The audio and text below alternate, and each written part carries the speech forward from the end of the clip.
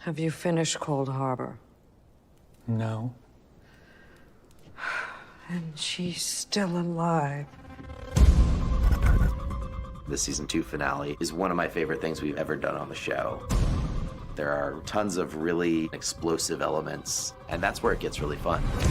The finale is stuffed, like a marching band. Mark having a scene with himself, a fight in the hallway, a murder in an elevator, and then the final choice in the hallway. It was so much fun to shoot, but it was a lot. The finale is kind of its own movie.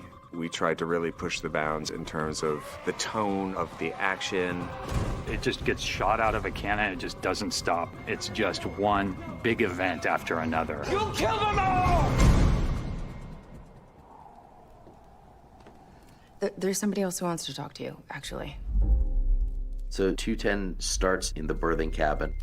This is something that I've been waiting to do since we started the show, which is if Innie and Outie Mark could actually talk to each other, what would they say? I have to get my wife back, but I can't abandon her. And if you help me, I won't abandon you.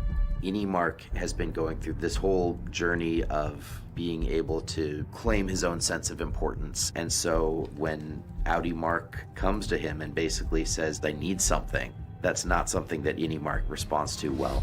You know what I think? I think the second you get your wife back, you forget I ever existed. These are high-stakes, emotionally charged situations that Adam has had to portray with Mark in terms of what his Innie and his Outie are dealing with.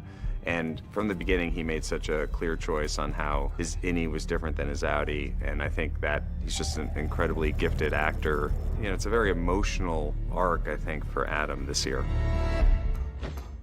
And now, choreography and merriment! The marching band was really crazy. We had talked about a couple of different Lumen-sanctioned celebrations that might happen after Mark finishes the Cold Harbor file. Of course, in season 1, there was the waffle party, and we didn't want to do something that was really in the same vein as that. Like, we wanted something that was really different.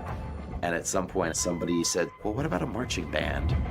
And once that had been said, it was like, yeah, that's it. That's what it's going to be. There's certainly a higher level of violence in this episode than we've seen before, and the hope is that it feels earned. These are tensions that have been simmering for a long time, and so it all sort of comes out. They give us half a life and think we won't fight for it. We talk about the macro debt uprising in the first episode, but this really is the beginning of that.